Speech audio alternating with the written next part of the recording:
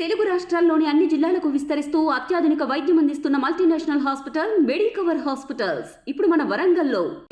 తిరగబడ్ర స్వామి ఏదైతే movie shoot జరుగుతుందో ఆ షూట్కి పరిచయం అవ్వడం జరిగింది. అప్పటి నుంచి మాట్లాడుకుంటున్నారు. సో ఇంకా ఫ్రెండ్స్ అవ్వడం కానీ మాట్లాడుకోవడం కానీ ఎక్కడైనా కామన్ కదా అన్న దగ్గర ఒక పాయింట్లో వదిలేశాను. సో 2012 నుంచి మేము లవ్ చేసుకుంటున్నాము అండ్ 2014 నుంచి కలిసి ఉంటున్నాము. It's been 11 years we're together and 3 months అవుతుంది తన ఇంట్లో నుంచి బయటకు వెళ్ళిపోయి. ఏమన్నా అంటే డ్రగ్స్ కేస్ అని అన్నాడు. But it's not the drugs case, it's Malvi Malhotra game and she's influencing him a lot.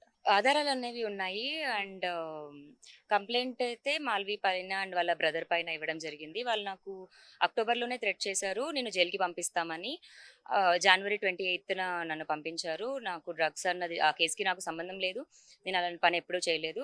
నాకు ఏం కావాలన్నా రాజ్ ఉన్నాడు డబ్బులు ఇవ్వడానికి. అలా మీడియాలో ఏదైతే వచ్చి నేను డ్రగ్స్ అమ్ముకుంటున్నాను, దందా చేస్తున్నాను ఏదైతే వచ్చిందో అదంతా ఫేక్. సో మాల్వి మల్హోత్రా వల్లనే అతను ఇంట్లో నుంచి వెళ్ళిపోయాడు అని నేను అంటున్నాను. అండ్ దానికి ఇన్ఫ్లుయెన్స్ ఆ అమ్మాయి చేసి ఉంటుంది. ఎందుకంటే 11 years నుంచి మేము కలిసి ఉన్నప్పుడు మనిషి ఏంటి అని అయితే నాకు అర్థమవుతుంది కదా. అందులో రాజ్ మిస్టేక్ అయితే అనుకోవట్లేదు నేను. అంటే అబాండనింగ్ ఈజ్ వెరీ బ్యాడ్, వదిలేయడం నన్ను ఇలా. బట్ మాల్వి ఇన్ఫ్లుయెన్స్తో మాల్వి గేమ్తోనే జరుగుతుంది. Even I was in 2 short films అప్పుడు. ఏదో మైలా అని షార్ట్ ఫిల్మ్స్ అవి చేశాను నేను అప్పుడు. దాని తర్వాత రాజ్కి ఇంట్రెస్ట్ ఎక్కువ ఉండేది కాదు నేను ఆన్ స్క్రీన్ కనిపించడం. సో నేను హౌస్ చూసుకుంటూ, రాజ్ని చూసుకుంటూ అండ్ డాగ్స్ని చూసుకుంటూ ఉండేదాన్ని.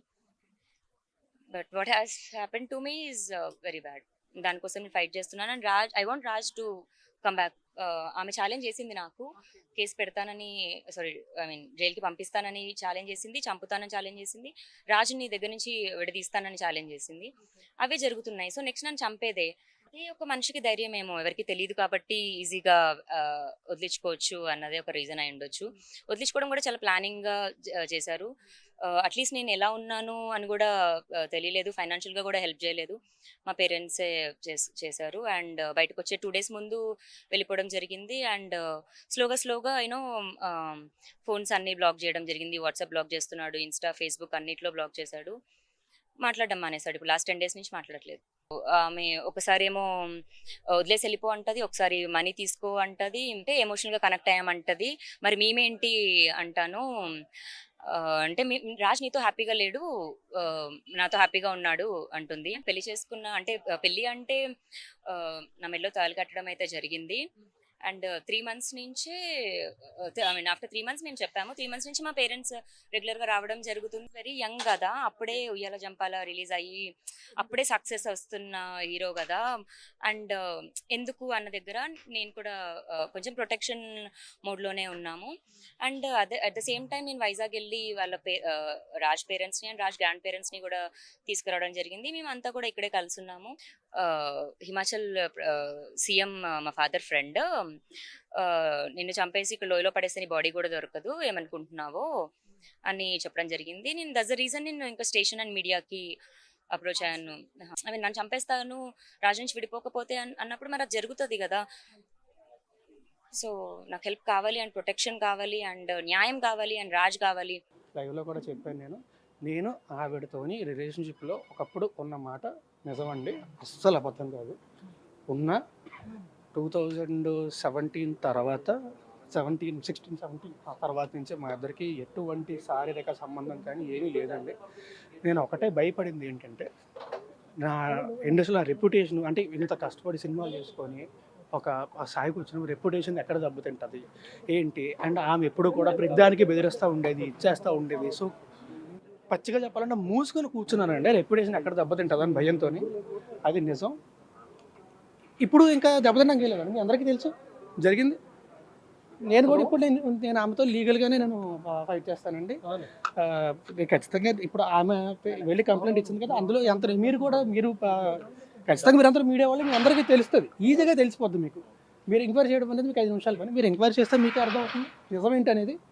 నేనైతే లీగల్గానే ఫైట్ చేస్తానండి. ఏమండి నేను ఆమెతో సినిమా చేశాను, కొద్ది రోజుల్లో సినిమా రిలీజ్ ప్లాన్ చేసుకున్నామండి. ఇప్పుడు ఆమె వాళ్ళ అన్నయ్య ఇవన్నీ బెదిరిస్తున్నారు అని చెప్పి ఆమె ఏదైతే చెప్పిందో ఇప్పుడు వాళ్ళ అన్నయ్య దగ్గర ఆమె దగ్గర ఈవిడ బెదిరించిన మెసేజ్లు అన్నీ ఉన్నాయండి. వాళ్ళు కంప్లైంట్ ఇస్తారండి. అంటే ఏంటి ఏం అది- బెదిరిస్తుందండి మీకు? నేను అడగలేదండి. ఈమె చాలా గట్టిగా బెదిరించింది. చాలా గట్టిగా బెదిరిస్తే వాళ్ళు కంప్లైంట్ ఇచ్చుకుంటారండి. అది వాళ్ళు కంప్లైంట్ ఇస్తారండి. నేను ఇస్తానండి నా సైడ్ నుంచి. సో ఇప్పుడు ఏంటంటే ఆమెకి ప్రతిసారి కూడా డబ్బులు ఎప్పుడు కావాలన్నా సరే అడుగుద్దండి. అడుగుద్దండి. మీకు మళ్ళీ అందరికీ చెప్తున్నాను. ఇప్పుడు ఒకవేళ తనకు నేనే కావాలి అంటే 8 ఏళ్ల క్రితం మస్తాన్ సాయి అన్న అబ్బాయి నన్ను పెళ్లి చేసుకోవాలి అని ఎఫ్ఐఆర్ ఫైల్ చేసింది. క్లియర్గా ఎఫ్ఐఆర్ కాపీ ఉంది నా దగ్గర. రాజ్ తరుణ్ గారు ఎందుకు అడుగుద్ది ఆ అబ్బాయి పెళ్లి చేసుకోవాలి అని చెప్పి. ఆమెకి డ్రగ్స్ అలవాటు, ఆమె చుట్టూ ఉండే మనుషులు వీళ్ళందరూ కూడా చాలా చెత్త. అలా అని చెప్పి నేను హైదరాబాద్ వచ్చిన కొత్తలో ఖచ్చితంగా నాకు హెల్ప్ చేసిందండి. గ్రాడ్యుయేట్ ఉంది. రెండోది ఏంటంటే నిజంగా ఇందాక చెప్పినట్టే నా రెప్యుటేషన్ ఎక్కడ పాడవద్దు అని భయంతో మూసుకొని నేనే బయటికి వెళ్ళిపోయానండి.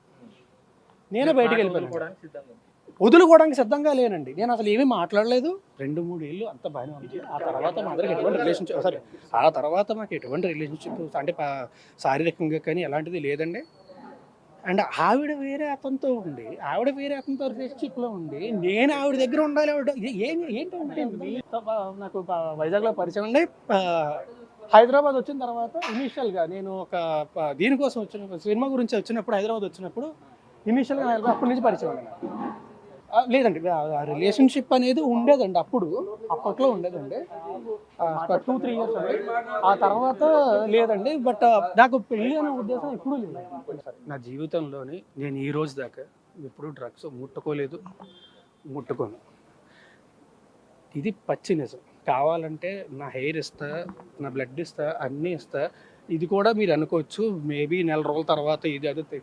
నేను జీవితంలో ఎప్పుడు ముట్టుకోను కూడా. ఇప్పుడు లావణ్యను బలవంతంగా డ్రగ్స్ కేసులు ఇరికించారు తప్ప నాకు డ్రగ్స్ యావండి. 45 రోజులు యావండి. జైల్లో. ఒకటి చెప్తాను. ఇప్పుడు నేను ఆవిడ డ్రగ్స్ కేసులో ఇరికించేంత సీన్ నాకుంటే నాకు ఈ పరిస్థితి రాదు కదా. ఈమె ఆవిడికి ఫోన్ చేసిందండి. అది కూడా మళ్ళీ చెప్తున్నా. అది ఆమె కంప్లైంట్ ఫైల్ చేస్తుంది. It's not right for me to talk on behalf of. మాకు అసలు ఏమీ లేదండి. గత 7 ఏళ్ల నుంచి కూడా. ఆ తర్వాత ఆవిడ మస్తాన్ అబ్బాయితో రిలేషన్షిప్లో ఉందండి. నేను అప్పుడు ఏంటంటే ఆవిడ సంగతి నాకు తెలుసు. ఆవిడ మీద బ్లాక్మెయిల్ కేసు ఉందండి. ఈవిడ మస్తాన్ అబ్బాయి పెళ్లి చేసుకోవాలనుకుంటూ పెట్టిన కేసు ఎఫ్ఐఆర్ నా దగ్గర ఉంది. నా దగ్గర ఫిజికల్ కాపీ కూడా ఉంది. ఫోటో తీసుకొచ్చా. కంప్లైంట్ లోని వాడు నన్ను రేప్ చేశాడు, ఆడని ఇది చేశాడు, అది చేశాడు, మస్తాన్ అన్నాడు, ఆడని పెళ్లి చేసుకోవాలని గుంటూరు వెళ్ళి కేసు ఫైల్ చేసింది. మరి నేను ప్రాణం అంటే ఆడి మీద ఎందుకు కేసు ఫైల్ చేస్తుంది? ఎఫ్ఐఆర్ కాపీ నా దగ్గర ఫిజికల్ కాపీ కూడా ఉంది. మరిన్ని వీడియోస్ కోసం ఛానల్ ని సబ్స్క్రైబ్ చేయండి. లేటెస్ట్ అప్డేట్స్ కోసం వాట్సాప్ ఛానల్ ని ఫాలో చేయండి. అండ్ లింక్ డిస్క్రిప్షన్ లో ఉంది.